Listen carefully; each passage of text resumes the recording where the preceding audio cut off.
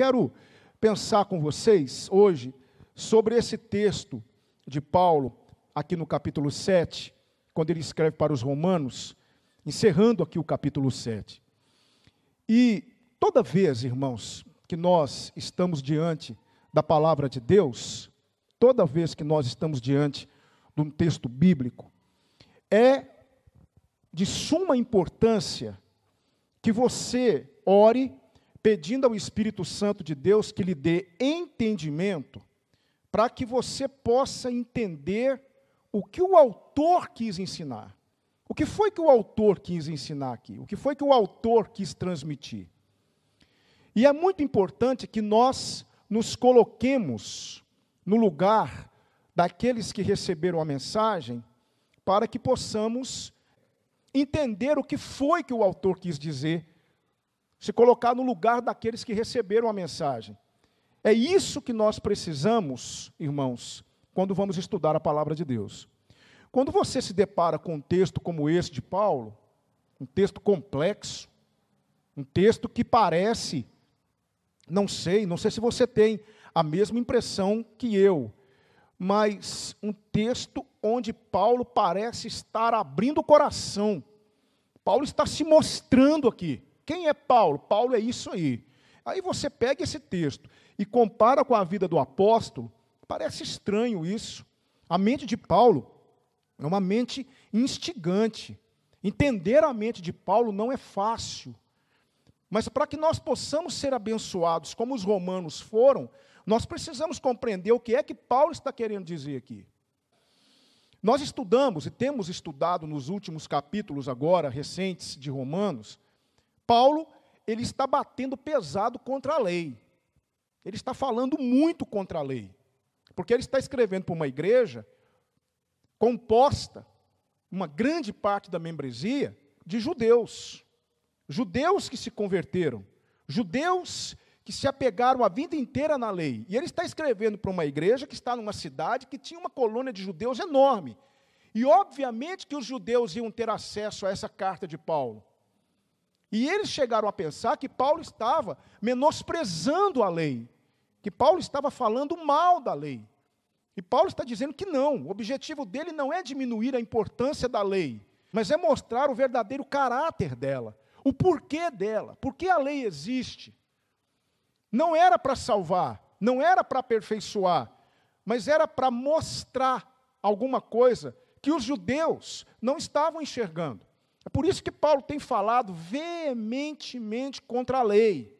Não no sentido de menosprezá-la, porque ele disse lá no bloco anterior que nós estudamos, de 7 a 13, que a lei é boa e o mandamento santo, justo e bom. Ele não está dizendo que a lei é imprestável, que a lei não presta, que a lei não vale de nada, como muitos judeus estavam pensando em Roma acerca de Paulo. Não, não é isso que Paulo quer dizer. Você tem que entender o raciocínio dele. Paulo quer mostrar que a lei, ela tem um papel, e o papel da lei não é justificar, não é aprimorar, não é aperfeiçoar. O papel da lei é outro. Então, quando você lê aqui esse bloco, quando você lê de 14 a 25, você precisa entender o que é que Paulo está querendo dizer aqui, para que não haja dúvidas, porque nós vimos lá no capítulo 6, que Paulo diz o seguinte: se nós morremos para o pecado, como viveremos ainda nele? De sorte que fomos sepultados com ele pelo batismo, para que assim como Cristo ressurgiu, andemos nós também em novidade de vida. Aí você poderia me perguntar e falar assim: pastor, me responda uma coisa. Eu li aqui o texto de Paulo e eu confesso para o senhor que eu estou numa dúvida. Afinal de contas, nós morremos ou não morremos? Houve uma morte em nós ou não houve? Porque Paulo diz que nós morremos. Agora, Paulo está dizendo que existe algo em mim que me faz pecar o tempo todo. Eu morri ou não morri? Entenda uma coisa muito importante. Houve uma morte em você, quando você creu em Cristo. O que foi que morreu em você? O velho homem. Que velho homem? Aquele homem que era escravo do pecado. Lembra da ilustração? Aquele homem que pecava a cada 50 metros. Aquele homem que não tinha conhecimento das coisas espirituais. Aquele homem que não tinha discernimento da salvação. aquele homem ignorante no tocante às questões espirituais, aquele homem que era dominado totalmente, 100% pela carne. Esse homem morreu e nasceu um outro. Que outro homem é esse? É a nova criatura. Agora, preste atenção para que você entenda isso de uma vez por todas. O velho homem morreu, a natureza pecaminosa não. A predisposição a pecar ainda permanece em mim. O que é que precisa acontecer com essa natureza? Ela precisa ser subjugada pelo Espírito. É por isso que Paulo vai dizer lá em Gálatas, Paulo vai dizer assim: andeis em espírito e não cumprireis os desejos da vossa carne. Por que isso? Porque a carne está o tempo todo batendo na porta. Não importa, você creu, você entregou a sua vida para Cristo, você se tornou um crente em Jesus, você agora nasceu de novo, você agora é uma nova criatura, você agora tem percepção das coisas espirituais, você agora sabe o que é certo e errado, você agora sabe o que não agrada a Deus, você tem essa percepção em você. Existe essa percepção em você. Você agora se tornou um ser espiritual, mas um ser espiritual que luta contra um ser carnal, e essa natureza não morre. Por quê? Porque nós ainda estamos na carne. Quando é que essa natureza vai deixar de existir por completo, irmãos? Quando nós partimos dessa vida para a glória. Mas até lá, nós ainda vamos ter essa natureza pecaminosa em nós, querendo vencer a natureza espiritual que também está em nós. Então, deixa eu ver se eu vou conseguir passar para você o que você é. Sabe o que você é? Você, irmão, eu, nós. Sabe o que nós somos? Nós somos seres espirituais. Quando você olha para a palavra de Deus, quando você olha para a Bíblia, quando você olha ou você ouve a palavra de Deus na igreja, e a palavra de Deus diz para você, você toma conhecimento de que uma determinada prática, uma determinada atitude é pecado, esse é você, hoje. Você tem essa predisposição em você hoje, glória a Deus, você nasceu de novo. Há dentro de você um desejo de obedecer a Deus, de cumprir a vontade de Deus. Mas também há dentro de você um desejo de desobedecer a Deus, de fazer aquilo que não agrada a Deus. Esse também é você. Um dos grandes mistérios da teologia é aquilo que a teologia chama de união hipostática de Cristo. O que é isso? Dá para imaginar isso? Deus e o homem vivendo numa só pessoa. Como é que você imagina isso? O Deus Todo-Poderoso, Criador do céu e da terra, o Deus cujos céus dos céus não podem conter, o Deus transcendente, entende? Nós vamos ver isso hoje à noite, eu quero te convidar para estar aqui, só que nós vamos ver um pouco da abordagem científica da coisa. Deus existe, nós vamos ver alguns argumentos hoje muito interessantes, mas esse Deus, ele se colocou dentro de um ser humano. Então Jesus era plenamente homem e plenamente Deus, numa só pessoa. Dá para imaginar isso? Por isso que Jesus é o quê? Emanuel, que significa o quê? Deus conosco. Conosco acontece a mesma coisa, é claro que de uma forma totalmente contrária, mas há dentro de nós duas naturezas, vivendo na mesma pessoa. Antes não, antes tínhamos o quê? Uma só natureza. Antes éramos quem? Pecadores condenados. Antes não havia o que para nós? Nenhuma faceta espiritual em nós. Por isso que nós pecávamos, e isso não nos feria. Como diz aí um escritor cristão, nós éramos pecadeiros. Pecávamos, e tudo era normal. Eu convivi com um jovem, trabalhei com um jovem, e ele fazia cada coisa do arco da velha. E quando eu ia conversar com ele, ele dizia assim, normal, que isso, rapaz, que mundo que você vive? Isso é normal, coisas absurdas. Por quê? Porque ele tinha só uma natureza, que o dominava por inteiro. Nós éramos assim. Mas aí um dia alguém falou de Cristo para nós, e nós cremos. Nasceu um novo ser dentro de mim. Que ser é esse? É o ser espiritual, que agora olha para as coisas de Deus. Entende? Sabe aquela historinha que você via antes? Aqueles desenhos animados? Sabe aqueles desenhos animados que tinha? Aí tinha um personagem, aí do lado dele tinha um diabinho. Lembra disso? E do outro lado tinha um anjinho. E aí o anjinho ia e sussurrava no ouvido dele. Aí depois o diabinho vinha, dava uma risadinha e sussurrava no ouvido dele. Não existe isso. Não existe um anjinho e não existe um diabinho. Existe você. Dentro de você tem duas naturezas hoje. Eu mandei para você essa semana uma devocional. Quem aqui chegou a receber essa devocional? Dos dois cães guerreando dentro da gente. Um cão querendo me levar para as coisas da carne, o outro querendo, é claro que é só uma simbologia, mas o outro querendo as coisas do espírito, né? Quem vence? Aquele que você alimenta mais. Agora, isso não é fácil. Ah, se fosse fácil, pastor, eu sei que não é fácil. Por quê? Lembra que Paulo disse que o pecado, ele sempre vai lançar mão do quê para ele existir? Da lei. Então existe dentro de você um ser que quer obedecer à lei de Deus. Aí existe o outro ser que lança a mão daquela lei de Deus e leva você ao pecado, por conta do fascínio que nós ainda temos por aquilo que é errado, por aquilo que é proibido. É isso que Paulo está ensinando aqui. Porque essa luta, por mais inacreditável que pareça para nós, mas essa luta existia dentro do apóstolo Paulo também. Ah, pastor, mas Paulo, por mais extraordinário que ele fosse, ele era um ser humano de carne e osso. E Paulo tinha dentro dele essa guerra.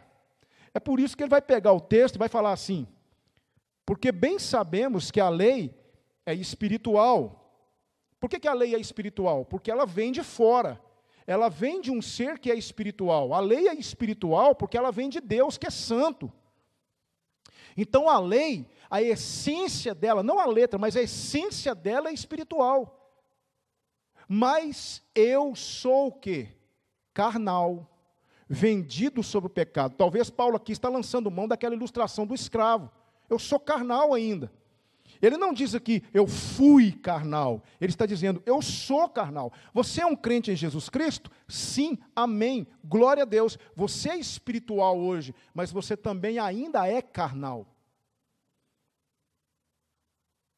E aí Paulo vai dizer assim, veja se isso aqui, irmãos, não é, de alguma maneira, veja se isso aqui não somos nós. Agora você vai tirar Paulo e você vai se colocar no lugar de Paulo. Veja só. Por quê? Porque o que faço, não aprovo. Você já passou por aquela experiência? Porque isso acontece por conta do Espírito que habita em nós. Hoje você comete um pecado, o que é que vem imediatamente na sua consciência? Um peso, é ou não é? Você cometeu um pecado, aí vem um peso na sua consciência. E aí você fala assim, não devia ter feito isso. Eu não devia ter falado isso. Há dentro de você hoje uma certeza, uma convicção de que você entristeceu a Deus. Coisa que não existia antes. Então, essa nova concepção que você tem de certo e errado, é o lado espiritual seu que se entristece quando a sua carne vence. Aí ele diz assim, porque o que faço, não aprovo, mas o que quero, isso não faço.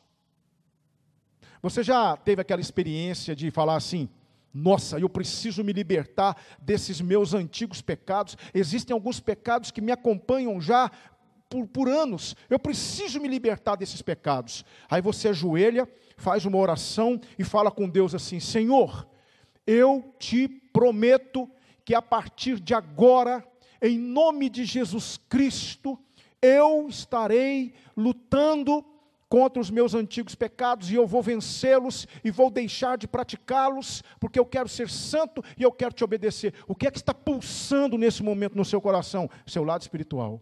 É como se o seu lado espiritual estivesse falando assim: é isso aí, vamos lá, estou contigo e não abro. Vamos em frente, vamos agradar a Deus. Vamos fazer a vontade de Deus. É isso aí, é isso mesmo. Oh, rapaz, mas que alegria. Vamos, é o lado espiritual. Está pulsando aquele lado espiritual seu. Aí, o lado carnal está assim.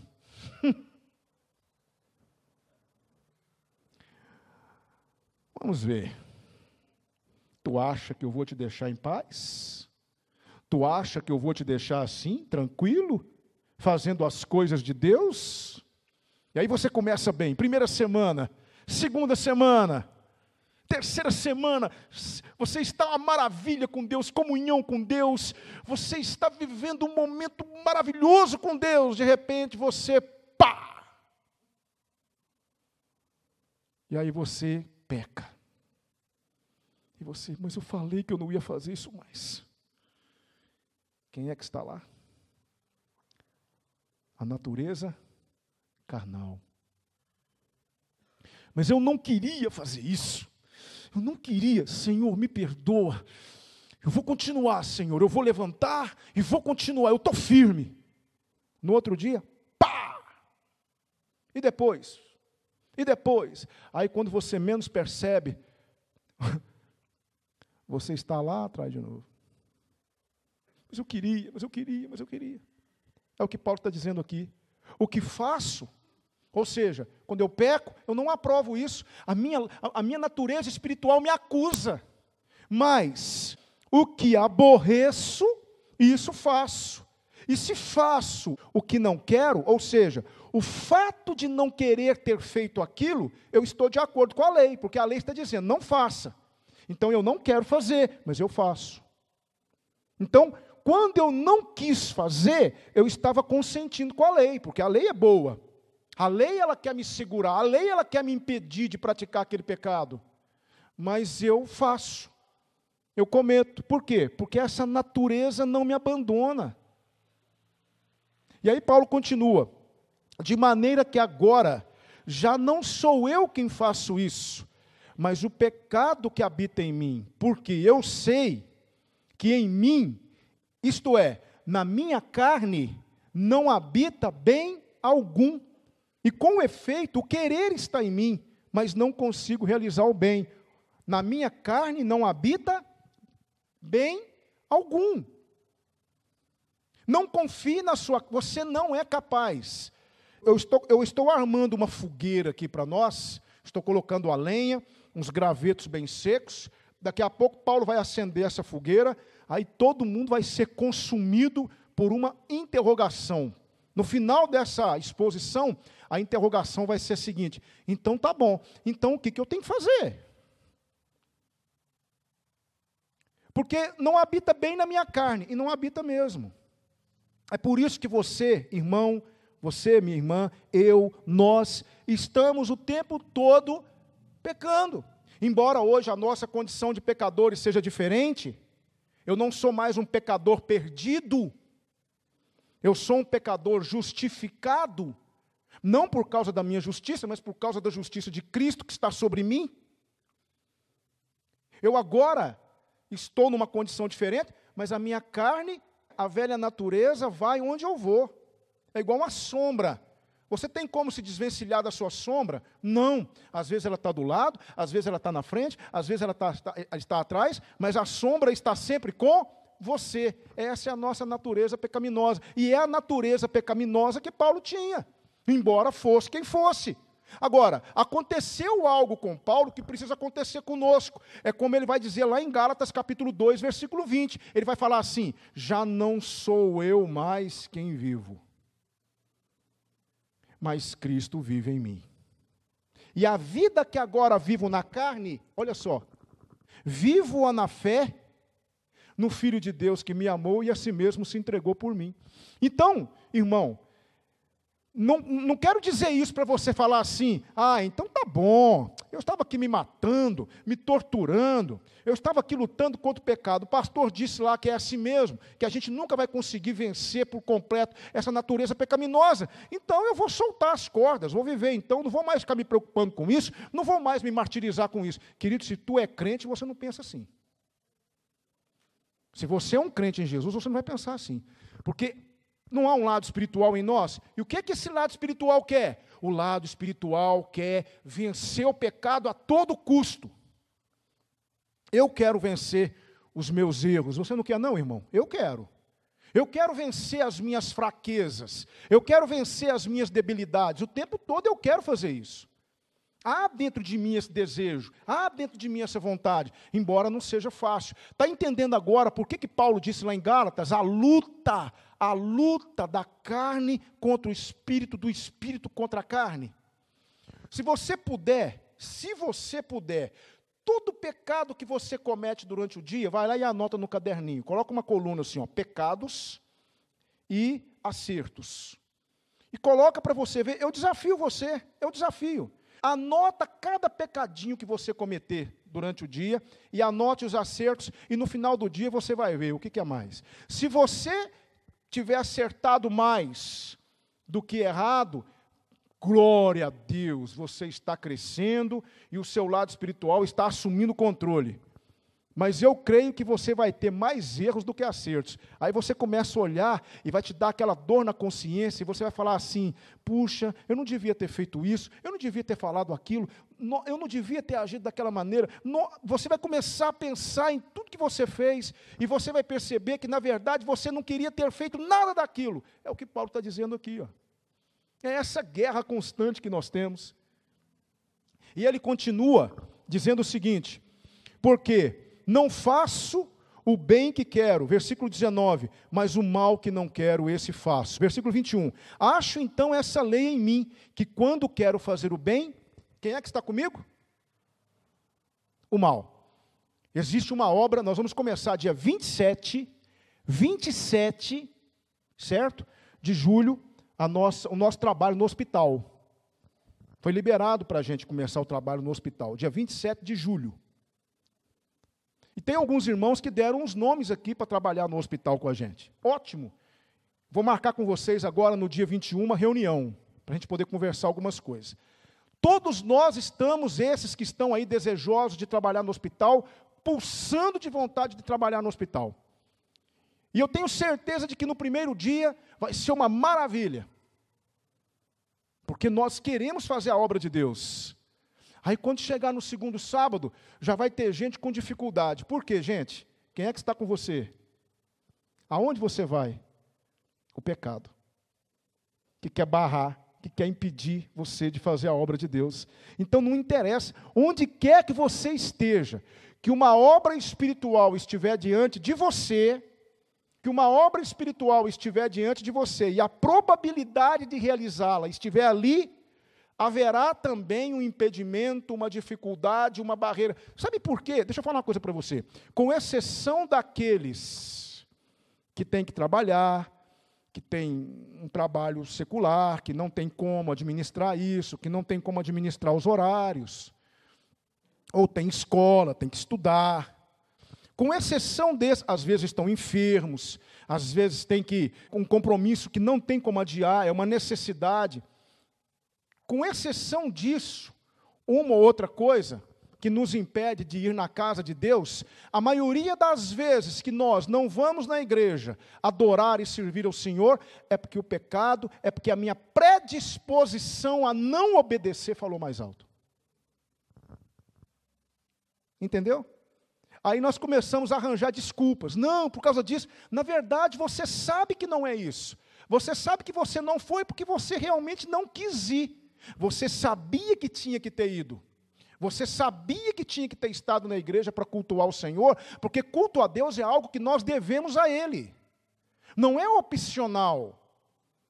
Não é algo que você, eu acho que... Não pode ser assim. Culto a Deus é nosso dever, nós precisamos cultuar a Deus, nós devemos a Deus um culto. E se não foi por essas razões que eu acabei de falar para você, é porque a predisposição a não obedecer a Deus falou mais alto. E você, então, não foi na igreja, não foi cultuar a Deus. Por quê? Porque alguma coisa te impediu. E não foi o trabalho, não foi a escola, não foi aquele compromisso inadiável, não foi uma enfermidade, não foi uma pessoa que chega na sua casa de última hora, você sabe disso. Foi um desânimo, um desinteresse que surge. O que é que provocou isso? O meu lado pecaminoso, que não quer as coisas de Deus, não quer que você cresça, não quer que você se aprimore, não quer que você se aperfeiçoe. Então, querido, é isso que Paulo está dizendo aqui, ó. Havia isso em Paulo e há isso em nós.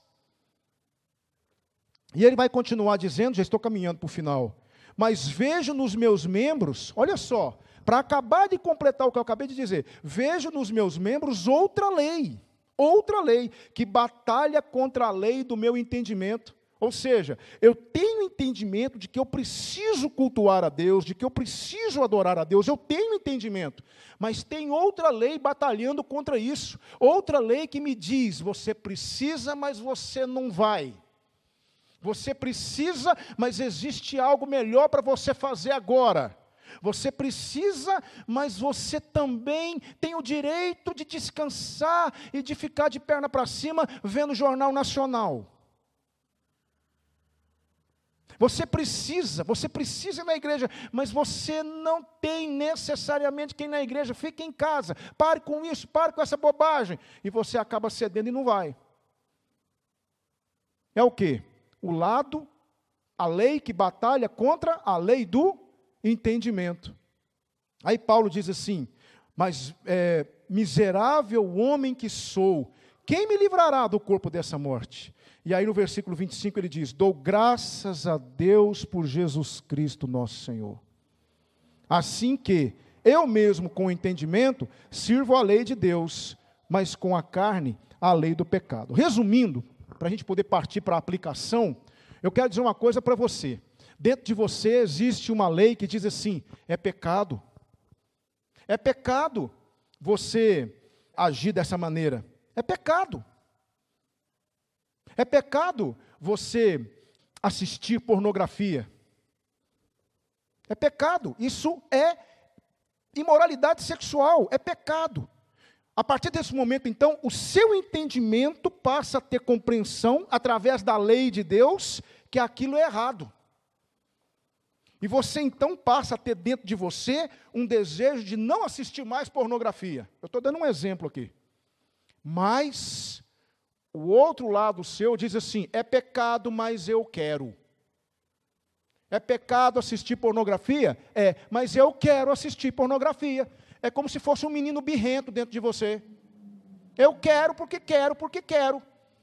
Mas aí o seu lado, e olha só, é aqui que entra a grande questão, ambos são você. Não são dois seres, não são duas personalidades. Ambos são você, ou seja, eu quero assistir pornografia, eu quero assistir isso, eu quero fazer aquilo, eu quero tomar essa atitude. Mas o outro lado seu, que hoje existe, diz assim, não faça isso, eu não devo fazer, porque na verdade se eu fizer isso, eu vou estar desagradando a Deus.